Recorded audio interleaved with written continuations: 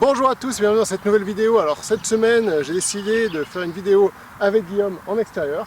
Comme vous pouvez le voir derrière moi, il est en train de s'entraîner au wedge. Et du coup, je vais vous montrer un peu à quoi ressemble une session d'entraînement quand on est tous les deux en extérieur, sur comment je m'entraîne sur mes wedges et comment lui aussi, qui est quand même un ancien pro sur l'Alps Tour, s'entraîne au wedge. Donc voilà, j'espère que ça vous aidera un peu à mieux savoir comment vous entraîner, sachant que ce ne sera pas un cours de wedge, ça chacun après a sa méthode de wedger, mais plus une façon de s'entraîner.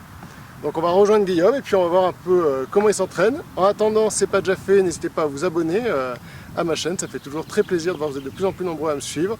Et puis aussi à laisser un j'aime sur la vidéo, ça aide à ce que de plus en plus de personnes puissent la voir. Donc voilà, n'hésitez pas à partager, à liker et à vous abonner. Allez, on va voir Guillaume. Donc vas-y Guillaume, donc comme on a expliqué, aujourd'hui ça va être sur les wedges. Alors sur les wedges, on va essayer de faire la technique la plus simple, surtout une manière de s'entraîner qui est assez rapide et qui permet de créer surtout des repères pour le parcours. Le problème, c'est quand on arrive des fois sur certains coups de wedge, on ne sait pas vraiment quelle amplitude réaliser. Et donc, pour le savoir, c'est à l'entraînement que ça se passe. D'accord? Donc là, j'ai placé quelques tas de balles à trois distances différentes. C'est plus simple, j'ai mis 40 mètres, 50 mètres, 60 mètres. Donc mon objectif dans mon entraînement, ça va être de chercher l'amplitude pour réaliser ces distances. Donc à l'entraînement, je cherche ces amplitudes. D'accord? Et après, je crée mes repères pour que sur le parcours, ce soit bien. Par exemple, je peux avoir une première amplitude avec une montée hauteur de hanche, traversée hauteur de hanche. Je peux très bien avoir épaule, épaule, ou bien plein swing complet.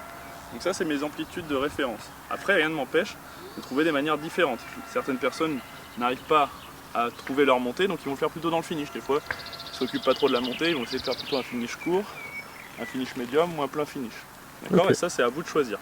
Là, dans la première, pour moi, ce qui marche, c'est généralement la sortie de club. C'est là où je m'arrête qui définit la distance que j'arrive à faire. Je n'arrive pas à sentir cette montée. C'est personnel. Peut-être que pour toi, Nicolas, ça va être différent. Moi, c'est l'inverse. Moi, c'est plus dans la montée. Par exemple, là, sur ma première approche de 40 mètres, donc la montée, je ne m'en préoccupe pas. C'est surtout ce finish. Je vais essayer d'avoir un finish assez court, à peu près au niveau de mes hanches. Tac, je me positionne. Tac. Là, ma balle, hop, elle pitch à peu près au niveau du drapeau, mais elle est trop longue. Donc, dans l'entraînement, il va falloir que je trouve exactement là où je dois m'arrêter pour moi. Tac. Un peu plus court, et là, la balle va être très très bien. Ok? Une fois que j'ai trouvé cette amplitude, je vais simplement m'abuser à la répéter de façon très simple. Tac. Et mes balles vont avoir touché le drapeau. Tac, et je répète. Et j'essaye de m'ancrer ce coup. Tu vois, la position, le but, c'est vraiment... De toute façon, un bon swing, que ce soit pour les approches, tout ça, c'est quelque chose qui doit être répétitif. On doit être capable de pouvoir le répéter facilement pendant des heures. Tac. Là, inconsciemment, j'ai aussi réduit ma montée. On va pas y rentrer celle-là aussi. Tac. Et là, je vais m'habituer, je vais taper ces balles. Et petit à petit, je vais trouver exactement le bon réglage. Ce sera de plus en plus simple. Voilà, c'était la meilleure. Une fois que j'ai trouvé cette amplitude, je vais reculer. Et là, pour mettre un peu plus, trouver la distance, pareil, je vais essayer de répéter. Tac. Chercher cette traversée pour moi.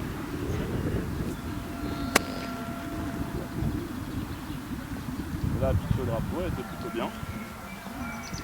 Et là, pareil, je cherche cette amplitude. Tac, et je répète.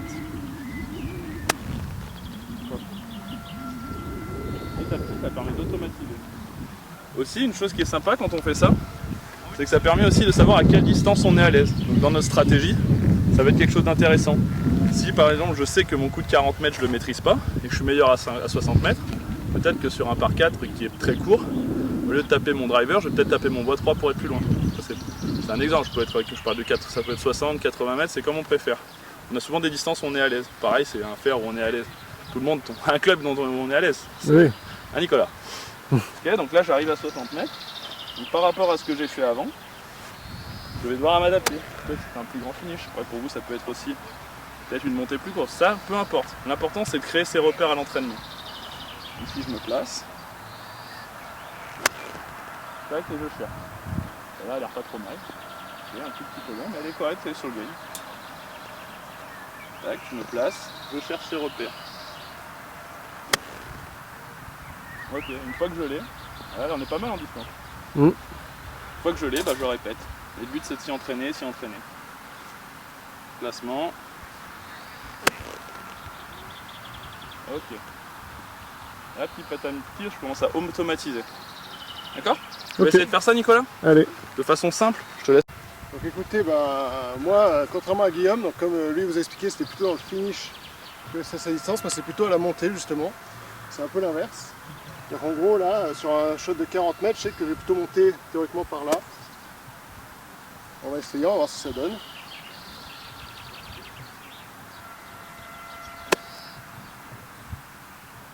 C'est un petit peu long encore. C'était correct quand même, elle est pitchée au drapeau, elle est 4 mètres derrière. Donc, je vais faire une montée qui est un peu moins haute, hein. C'est dans ma stratégie, dans ma façon de jouer. Toujours un peu longue.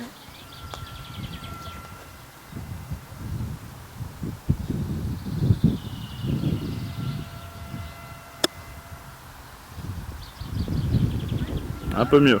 Celle-là est pas mal en distance, mais j'étais mal aligné, donc allez. pareil, c'est pas mal sur les coups de wedge souvent de voir un peu son alignement.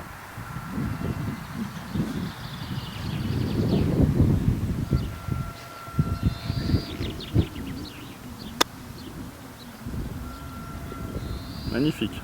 Ouais, pas mal, elle a failli boiter.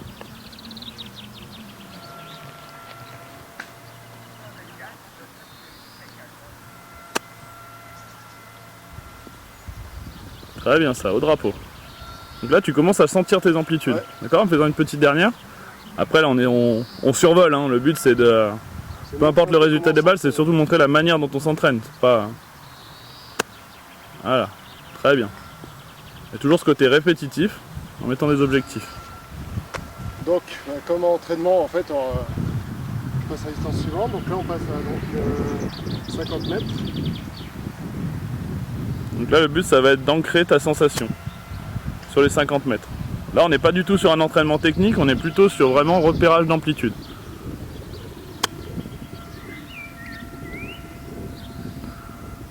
Ah, t'as l'air à l'aise là dans le mouvement. Boîte? Presque. Là en fait, voilà, par exemple, tu parlais des distances sur lesquelles on est à l'aise. Moi, entre 50 et 60, je suis plus à l'aise qu'à 40. D'accord. Que je sais. Ce sera peut-être un axe de travail, peut-être trouver une technique pour les coups un peu plus courts.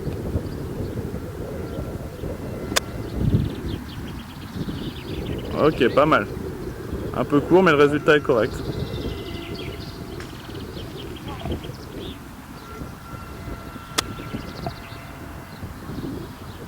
Bien.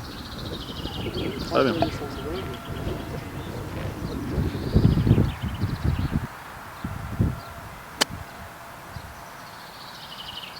Super. Est-ce que tu te sens, on dirait, plus relâché sur une plus grande amplitude? Ouais. Très bien. Ouais, surtout, ce que je trouve, c'est que sur une grande amplitude, le mouvement est quand même un tout petit peu moins fin. Une fois que tu auras fini de taper ta série, là, quand tu montres dans ta manière de t'entraîner, je vais te montrer une petite astuce à 30 mètres. Parce que si tu as plus de facilité sur les grandes amplitudes, mais pas sur les petits coups, on va trouver une méthode qui est assez simple pour retrouver la grande amplitude, mais sur un plus petit coup.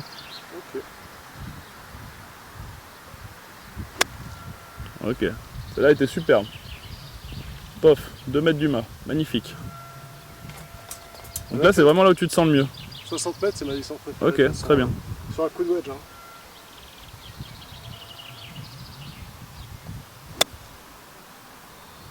Magnifique. Parfait, ça tombe pile à la bonne distance, encore pas loin du drapeau.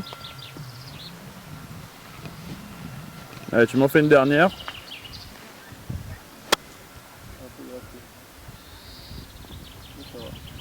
Rentre. 30 cm.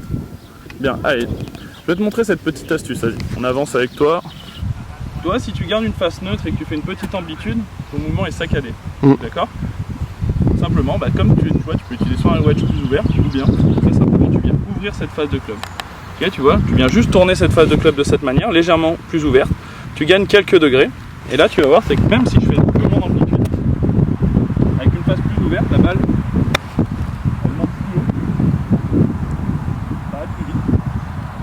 grande amplitude. D'accord? Donc tu vas essayer. Tu fais la même amplitude que sur un coup de 50 mètres, voire même 60 mètres si tu veux encore plus la face. La balle, tu acceptes qu'elle aille plus haute, ça va s'arrêter aussi un peu plus vite. tac. Amplitude 50-60 mètres, comme tu préfères, avec une face plus ouverte. On va voir ce que ça donne. Ok. T'essayes? Allez. Allez, repasse-moi la bête. Et prends ton wedge. Allez. Donc vas-y, place-toi. Peut-être qu'on lui donne un peu moins... L'herbe est un peu pris le soleil. Allez, tu fais le... Sans ouvrir trop ton corps, juste à tourner un peu la face. Pas besoin d'orienter tes pieds à gauche. Juste tu tournes la face. Tu restes sur une face neutre. Voilà, club qui pointe au nombril. Face plus ouverte. Comment c'était ça? C'est pas mal, regarde. What? Ok, donc là tu vois, tu gardes la même amplitude et finalement sur un coup plus court, Effectivement. la balle elle va plus haute. Donc là c'est un coup, là on a ouvert la face pour donner plus de loft, donc plus de hauteur. Donc là la balle elle va à peu près combien de mètres plus haut? 3-4 mètres? Ouais, 3-4 mètres. 3-4 mètres plus haut. Et là elle s'arrête plus vite. Donc ça c'est vite. vraiment quelque chose que tu peux utiliser de façon très simple. D'accord? Ok, On est bon? on est bon. Parfait. Tu seras moins mauvais? Mauvais. Bon bah écoutez, voilà, cette vidéo se termine ici. C'était un plaisir. Voilà, j'espère que ce petit entraînement vous aidera à progresser, comme moi ça m'a permis d'être meilleur sur mes wedges, grâce à Guillaume notamment. Et surtout rester simple. C'est ça, rester simple, un wedging simple, un entraînement simple, et c'est le plus efficace Pas finalement. de prise de tête, voilà, le but c'est de progresser jour après jour et après... Laissez-vous le temps quoi. Exactement. Allez. En tout cas, pensez à laisser un j'aime, à vous abonner à la chaîne, et puis nous on se retrouve dans une prochaine vidéo. Ciao!